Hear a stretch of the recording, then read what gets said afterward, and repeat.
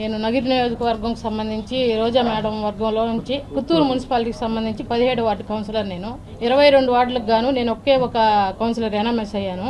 ఎనామెస్ అయిన తర్వాత నన్ను మా ఊరోళ్ళంతా ఎంచుకొని నా మీద నమ్మకంతో నన్ను ఎనామెస్ చేశారు. మేడం దగ్గర కలిశాను. ఎనామెస్ అయిన తర్వాత మేడం కలిశాను. కలిస్తే మేడం గారు చైర్మన్ నీకే కదా అని చెప్పారు. చెప్తే అన్నను కలువు అని చెప్పారు. అన్న పుత్తూరుకి ఇన్ఛార్జు అన్నను కలువు. అన్నను కలిస్తే అన్న కుమారస్వామి అన్నను డబ్బులు డిమాండ్ చేశారు.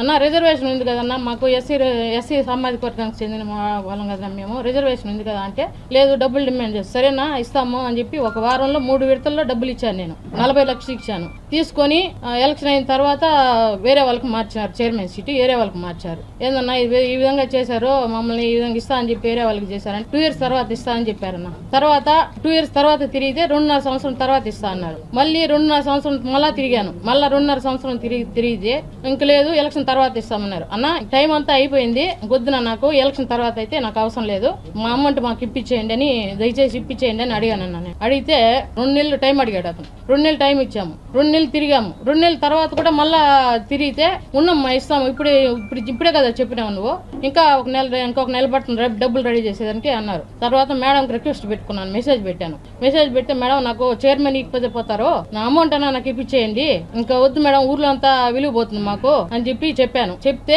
మేడం గారు చూసి గమనైపోయారు. ఈ విషయాన్ని నేను ఇంకెవరితో చెప్పుకోవాలో తెలియక మీడియా ముందర వచ్చి ప్రార్థిస్తున్నాను. రోజా వాళ్ళ అన్నగారు మేము ఇచ్చిన అమౌంట్ మాకు ఎవిడెన్స్ తో సహా మా దగ్గర ఉంది. ఇచ్చినప్పుడు మా ఇంట్లో ఇచ్చానన్న 20 లక్షలు ఇచ్చాము. ఫస్ట్ మా ఇంట్లో వచ్చి తీసుకోమన్నారు.